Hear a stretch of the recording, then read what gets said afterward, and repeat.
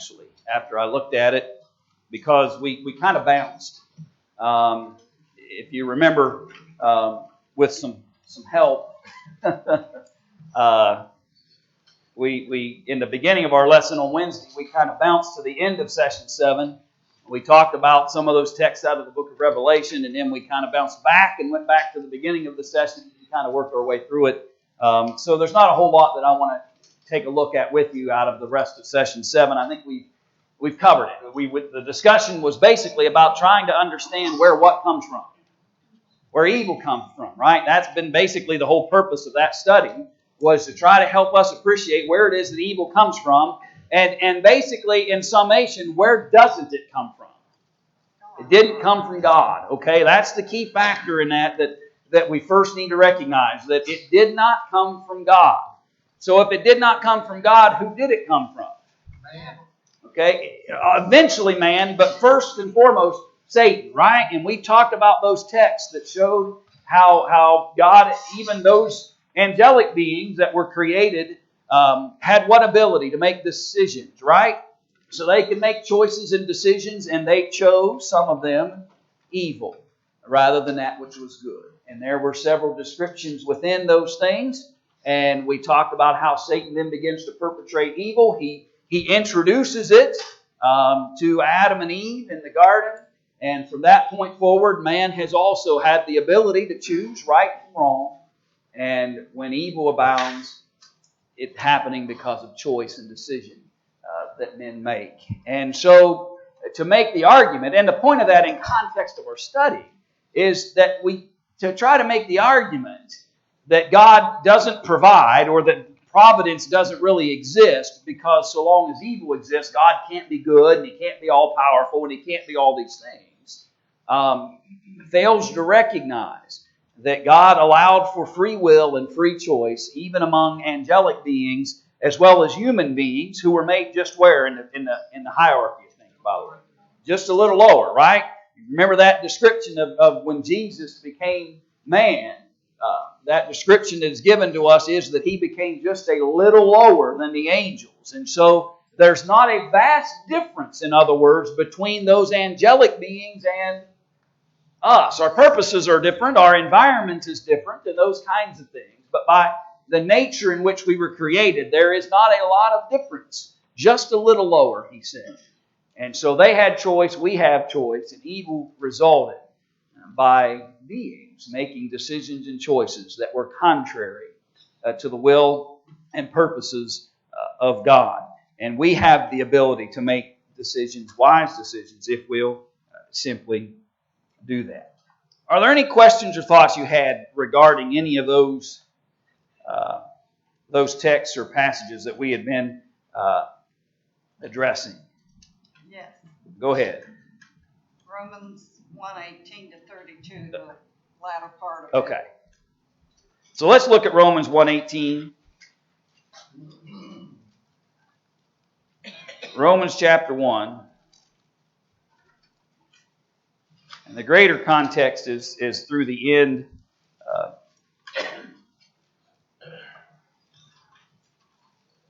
of the chapter. So the first point that Paul makes in writing this particular section is that the wrath of God is revealed from heaven against all ungodliness and all unrighteousness of men who hold the truth in unrighteousness, because that which may be known of God is manifest in them, for God hath showed it unto them. For the invisible things of Him from the creation of the world are clearly seen, being understood by the things that are made, even His eternal power and Godhead, so that they are without excuse. Now, we did talk about that Wednesday night. If you recall, we discussed the fact that even separate from the testimony of Scripture, certain things could still be concluded. And one of those basic concepts is that you ought to be able to look in the natural world around us and see the creation that exists there and recognize a Creator. Now, you won't know who that is unless you do what? Read the Scriptures, right? You got to seek it out in Scripture. We find out who it is, and we find out the details about what that Creator desires by examining what Scriptures teach.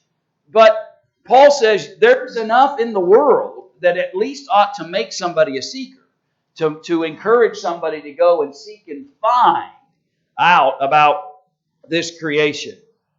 But they chose not to glorify God, he said. They even changed the glory of the uncorruptible God into the image of that which was corruptible. All the idolatry, all the altars and things that they were making were trying to turn God into man, right? Into us. And we began to worship the creature rather than the Creator. And again, we talked about these things Wednesday night, and that's why I'm summarizing these texts. He talks about how even the very nature of human beings, men and women, was perverted and changed into that which was against nature, with beyond the natural course of things that God had designed. The reason for that was noted in verse 28, when he said they did that because they did not like to retain God in their knowledge.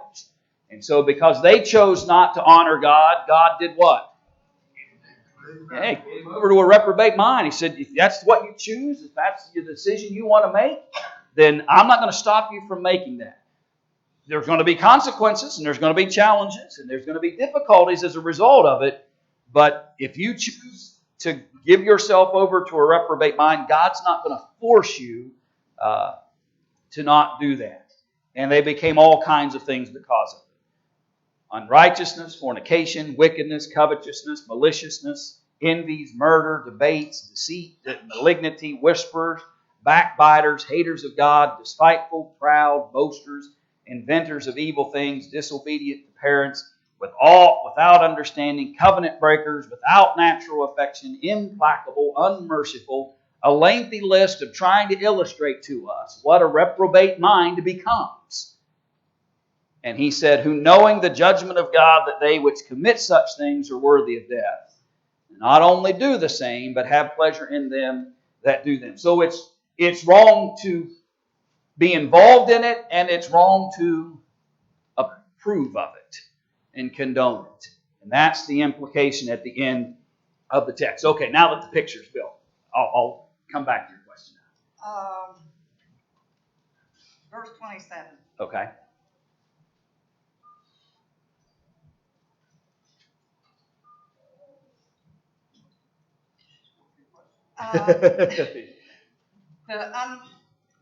And receiving in themselves the recompense of their error, which was meat. Would that mean, is he talking about the diseases that come from these things, or? He doesn't specify. Okay, so because he doesn't specify what exactly, I take it could, but I'm just saying it could have. It's bigger than that, though.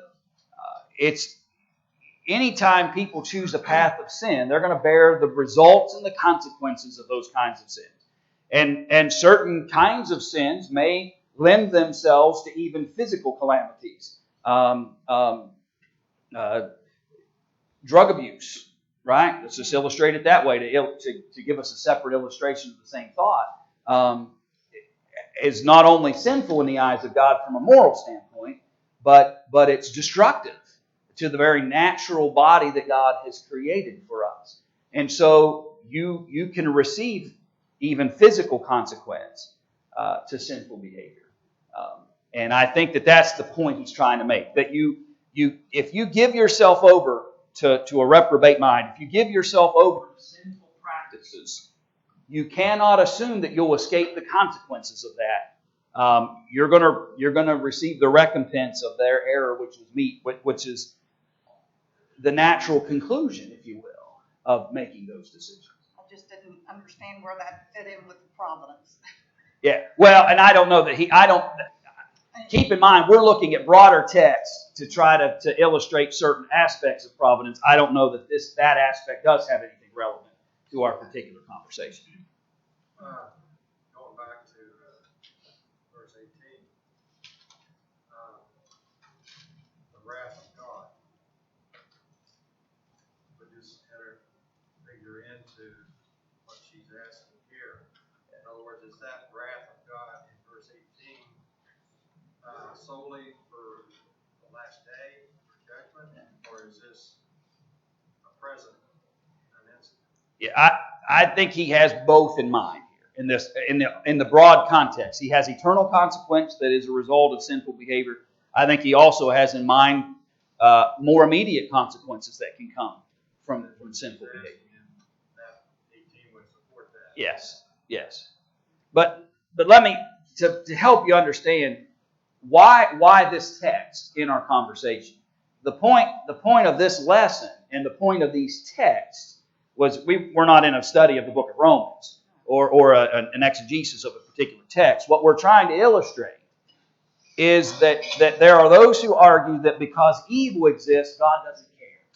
Because evil exists, God doesn't really provide. Because evil exists, they try to deny. And these texts are simply trying to point out to us where evil really comes from. Evil isn't God's fault. Evil is Satan's fault. Evil is man's fault. Evil and its consequences, the results that come from, are a result of people's choices and actions. And they don't, simply because men are allowed to choose evil, simply because there can be consequences to evil, doesn't mean that God stopped providing. And that's why these texts are part of this conversation. They're more about that illustration than they are about getting us to understand how this specifically fits to God's providence. In verse 32 there, is that a spiritual death or a physical death? As opposed to combined? Well, I mean, Deserving of death. You do those things. what's the wages of sin, according to Paul in a later text? Death. So what is owed, or rather what has been earned by sinful practice it's always death. I don't care what the sin is. The wages of sin is death. And so if you commit sin, what you're worthy of is the wage. You're worthy of the death that the wage is. What's the answer? Jesus, right? That's the only answer there is to that. You either have to accept the wages of sin if you've given yourself over to a reprobate mind, if you've given yourself over to sin and refuse to make any change, then you're going to receive what you're worthy of, what the wages are. And so I think he just has there's a spiritual context, I think, in this thought. Would lead to death. That would lead to spiritual death too. Yeah. You could make some sinful choices that could lead to your physical death, as well as your spiritual death. So there could be both in mind. But I think he's focused on the idea that sin is worthy of death. Well, think about it, just if you want to look at a broader sense. What created the fact of physical death? Sin did. Sin introduced death of both kinds. Sin introduced the physical death in the days of Adam, and it introduced the spiritual death that comes as a result of sin. And so it is the core at both. But again, just to make sure we keep honing back, the point is, I'm responsible for evil. Satan's responsible for evil. God is not responsible for it. And simply because it exists does not annul or change 1 ounce of who God is or what He can do. And that's the driving point of this lesson that we were studying. In this passage, Brian, sin actually distorts the natural gifts that God has given. Yeah, and I think that there is a point to be made in relationship to the context of the text itself, that God created a nature that was good, and when we pervert or distort that nature, you cannot have it cannot result in a good outcome. When you change what God said was already good, and then you manipulate or change that nature, or attempt to, you'll never really, in some senses, change that nature. But it creates a difficulty and problem. Judy and I were kind of talking about 26 and 27 before. I just kind of took it from this lesson. It was God provided. This is the way He wanted it. The relationships that He wanted. Yeah. And that was the provision. That was the unity. Yeah. God provided a natural manner in which creation should function, but He doesn't stop man from trying to breach the very natural way that He's created us. But when we do try to breach or change that natural way that God has created us, then the consequences come. So I suppose in some sense we are disrespecting the providence of God when we try to manipulate the very nature He's created us in. Any other thoughts about all of that? Okay, flip to session 8. I think we covered the topic well enough of understanding this conversation of evil. And like I said, we did cover those Revelation passages Wednesday night. We just covered them in reverse. We ended up covering them at the beginning of our study rather than at the end of our study. And they were basically illustrating this basic point, that Satan's ability to have influence and power is temporary, and eventually God will chain him up, and his ability to have influence will eventually end. And if Satan, who is the origin of this evil process that we've been talking about, eventually has an end, and Christ will reign victorious, then we can reign victorious through Christ as well. And so through God's providence, through God's plan and purposes, He does have an ultimate end, an answer for evil. It will come to an end, and in God's time. Okay. Jump to session 8. Let's look at this lesson. Because we need to appreciate within the scope of this discussion God's sovereign control or His absolute control over that which He has created. And that He has right and ability to control every aspect of the creation that He has established. Notice he said, if you just want to read the paragraph with me for a moment, if God is to carry out His good purposes, He must be able to exercise and rule and control over the world He created. This rule includes the inanimate, the animate, and moral realms in which He has established the principle of law, and over which He rules according to law. God did not entrap Himself in His creation. With divine foresight, exercise, and divine forethought, He created a world and established laws through which His eternal purposes can be realized according to His will. Basically, he's trying to simply make this point, that God did not create a world that then dictates to God how it's going to function and operate. God created a world in such a manner in which He could continue to maintain oversight and control and influence over. It's not like God made something and then it just spins out of control from that point forward as though God has no ability to do anything about it. God had the forethought and the foresight to be able to create the world in such a way that He can maintain and control it to fulfill the purposes that He wants to realize within it. And with that, then God can claim universal control and rule over it. So let's look at these texts then. I'll make them a little larger in case you can't see them on the screen. So let's start in Genesis chapter 1. And let's just note what I have often considered maybe one of the most crucial verses of Scripture that we have. Because if we can't get the beginning, we can't get what? The middle, the end, or anything in between, right?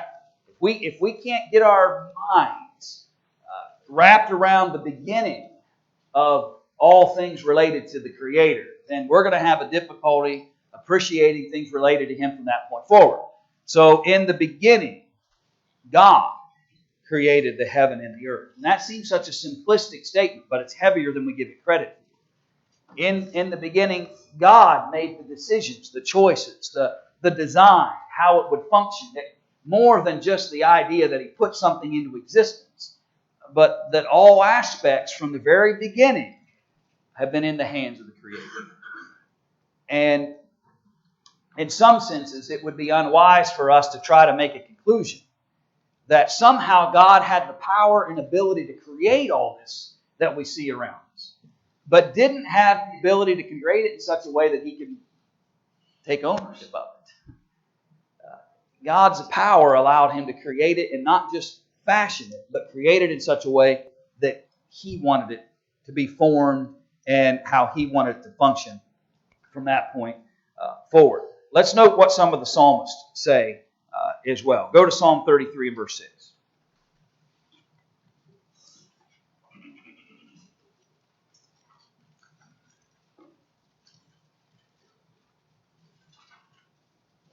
In Psalm 33 and verse 6, he says, "By the word of the Lord were the heavens made, and all the host of them by the breath of His mouth."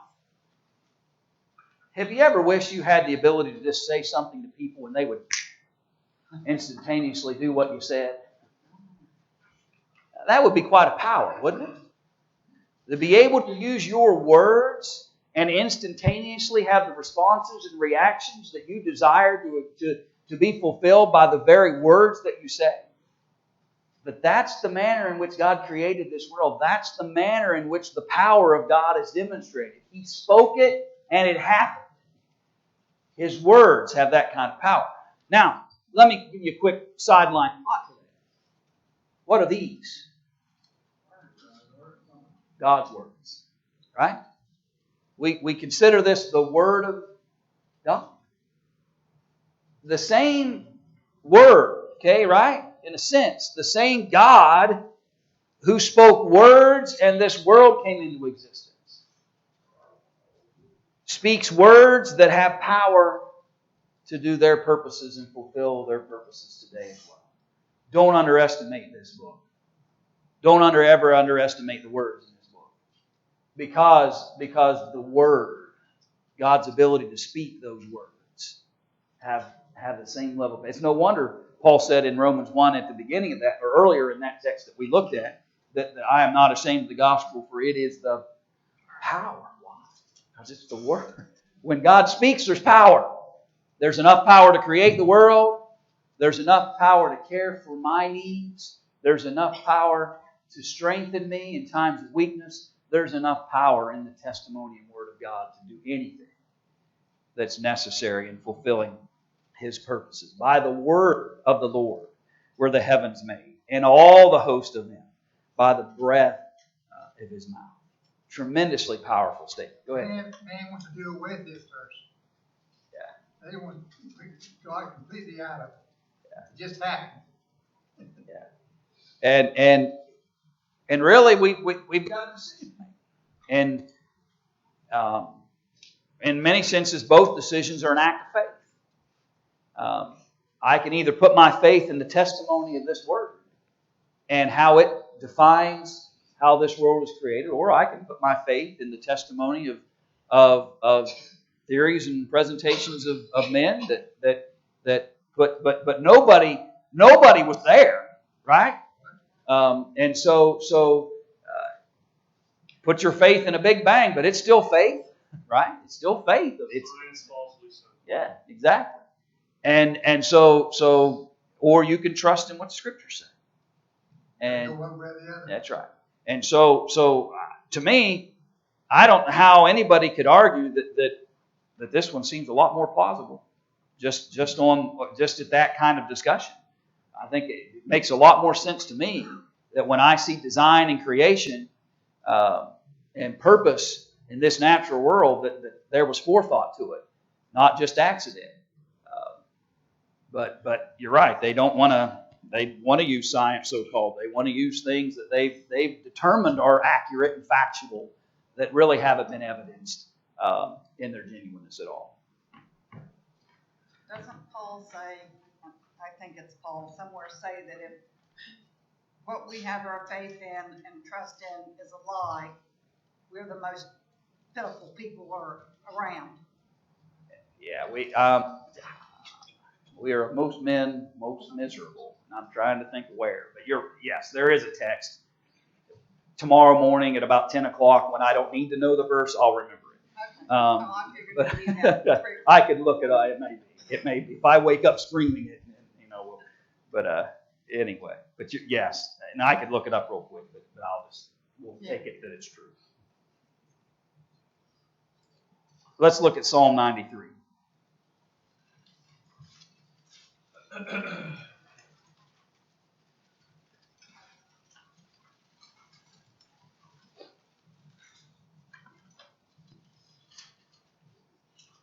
The introduction of this particular song, he says the Lord does what?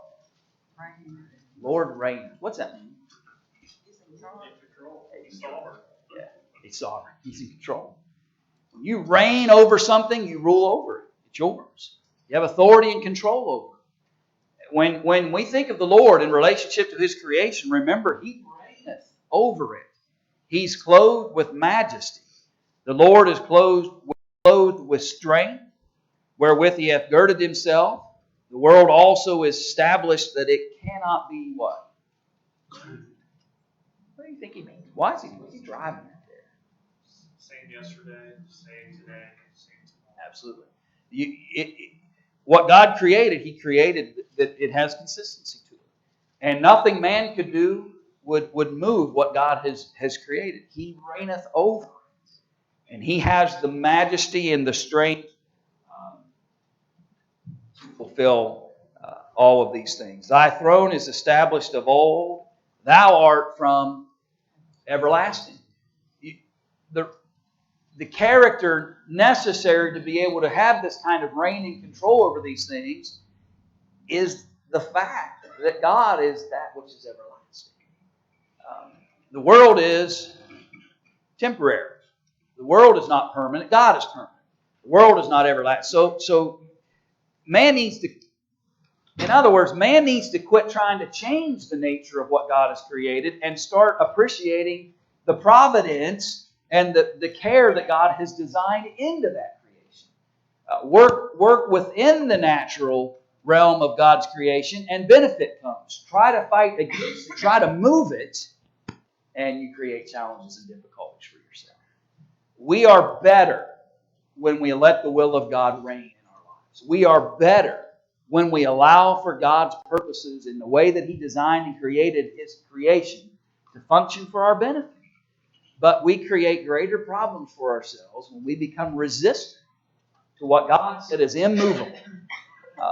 And too often we try to move the immovable when we should just accept that which is the perfect will of the Father. What amazes me is everything that God created from the beginning, it's in the same place. It's from the first day. And That's hard to imagine. in the manner in which, and what's interesting to me about that, Jim, and without going down this path too far today, but what's been interesting to me about that is that man acknowledges in many senses the very static nature of certain things. It's almost necessary for certain mathematical and scientific things to work in the right way. That static nature of things has to remain. And they will even talk about how the slightest manipulations at times could throw the whole thing. They'll acknowledge all of that and then turn around and say, "Oh, that happened by accident." That's what always just makes me shake my head, as to they'll on one side acknowledge how intricately this world exists and how it's established in such a way that it stays consistent to those principles. I'm sure glad that when we woke up this morning, that gravity was still working like it always had, right? And that I wasn't bouncing off the ceiling of my bedroom. Certain things that we accept as truths, and then turn around and try to say, "Well, it just happened." Not so. Run to Psalm 104.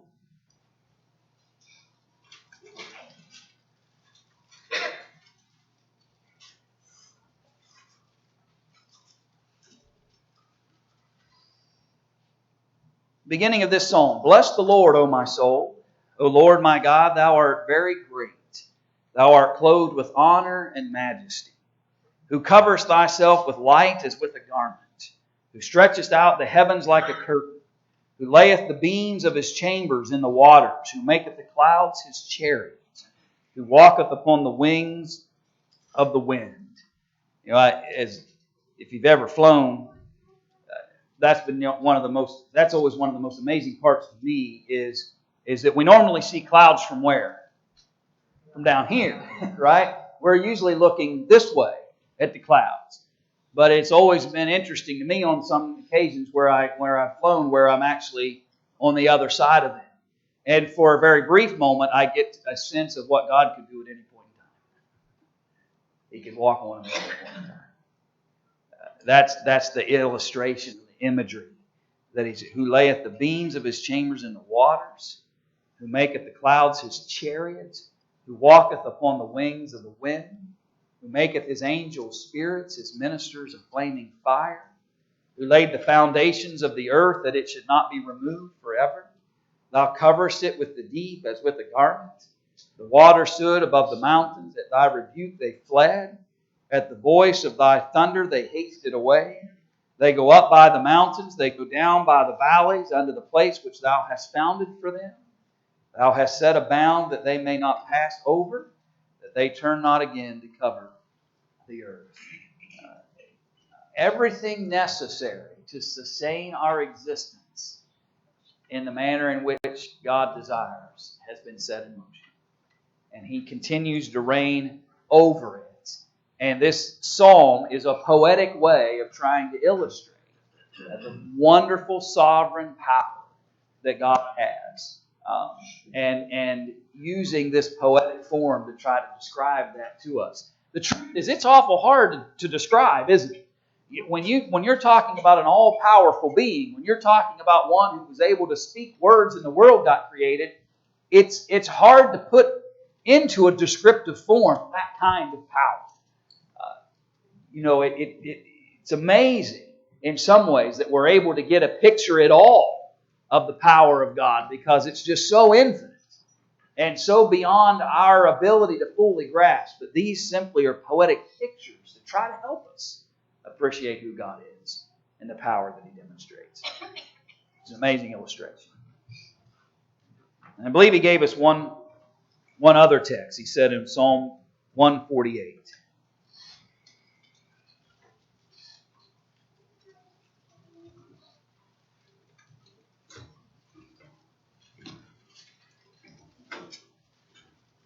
Psalm 148, verse 5.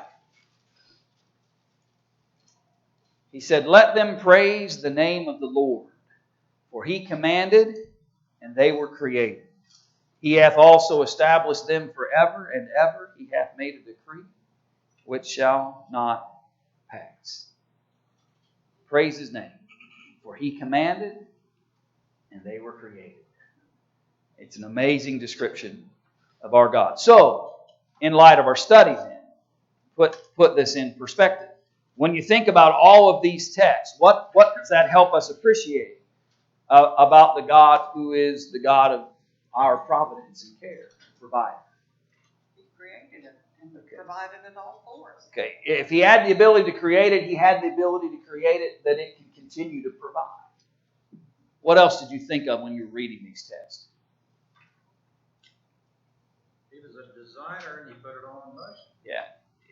That it's amazing the forethought that God put into this creation. He designed it in such a way. I've had contact with engineers over the year, and I don't mean to kind of run trains. I mean to kind of design things. And Lord willing, in 4 years I'll have one in the house. But anyway, but I was talking to an engineer one time, and he was telling me how he had been given this responsibility to design this particular contraption. I don't even remember what it did.